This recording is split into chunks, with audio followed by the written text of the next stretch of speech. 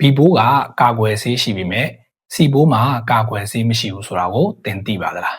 အားလုံးပဲမင်္ဂလာပါဒီနေ့ဗီဒီယိုလေးမှာတော့ဘီပိုးကူးစက်နည်းကိုသိပြီးတဲ့နောက်မှာစီပိုးကရောဘယ်လိုမျိုးကူးစက်နိုင်လဲဆိုတာတွေကိုကျန်းမာရေးဗဟုသုတအနေနဲ့ဝေမျှပေးသွားမှာဖြစ်ပါတယ်စီပိုးကဘယ်လိုမျိုးကူးစက်နိုင်လဲဆိုလို့ရှိရင်တော့ဘီပိုးကူးစက်နည်းတွေမှာကျွန်တော်ဝေမျှပေးခဲ့တဲ့အတိုင်းပဲစီပိုးကလည်းသူရနေတစ်ဆင့်ကူးစက်ခံရနိုင်ခြေရှိပါတယ်ဆေးထိုးအပ်တွေကိုအတူတကွမျှဝေသုံးစွဲတာမျိုးတွေ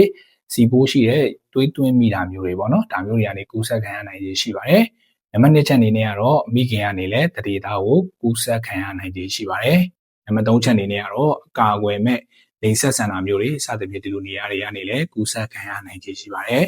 နံပါတ်4ချက်အနေနဲ့ကတော့တက်တူးထိုးတာနားဖောက်တာစသဖြင့်ဒီမျိုးတန်ရှင်းမှုအားနည်းတဲ့တေချာပိုးသက်မထားတဲ့ပစ္စည်းတွေကနေတစ်ဆင့်လည်းကူးစက်ခံရနိုင်ခြေရှိပါတယ်ဒါပေမဲ့လည်းအဲ့လိုပြောလို့တော့အများတန်းတက်တူးထိုးတိုင်းနားဖောက်တိုင်းကူးစက်ခံရနိုင်တာမဟုတ်ပါဘူးဘီပိုးကူးစက်နေမှာကျွန်တော်ပြောခဲ့သလိုပါပဲတေချာပိုးသက်မထားဘူးတန်ရှင်းမှုအားနည်းတယ်ဆိုရင်ဒါဖြစ်နိုင်တာပါဒီနေ့ခေတ်မှာတော့တော်တော်များများကတန်ရှင်းမှုတေချာဂရုစိုက်တဲ့ပိုးသက်တဲ့ပစ္စည်းတွေကိုသုံးတဲ့အတွက်ကြောင့်လို့တော့ကူးစက်ခံရနိုင်ခြေနေပါတယ်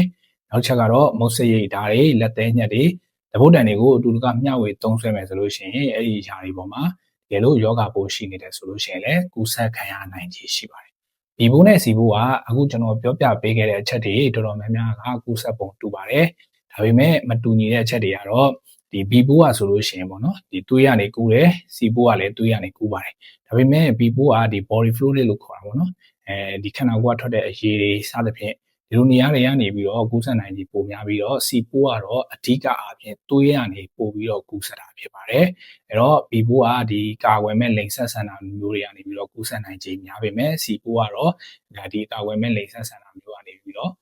ကူးစက်နိုင်ခြေကဘီပိုးတက်စားလို့ရှိရင်တော့နည်းတာဖြစ်ပါတယ်ပေါ့နော်စီပိုးကအဓိကအားဖြင့်ဒီသွေးကနေတစ်ဆင့်ပို့ပြီးတော့ကူးစက်တာများပါတယ်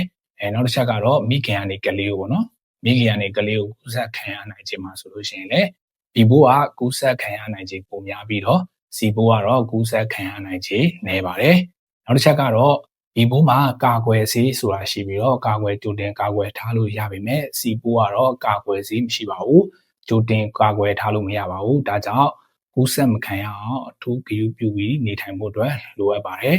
အဲ့တော့ကျွန်တော်အခုဝေမျှပေးခဲ့တာလေးတွေက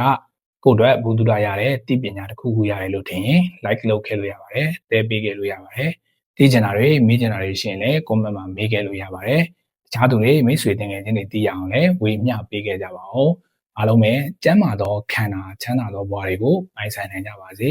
နောက်ဗီဒီယိုလေးမှာပြန်တွေ့ပါမယ်ကျေးဇူးပါ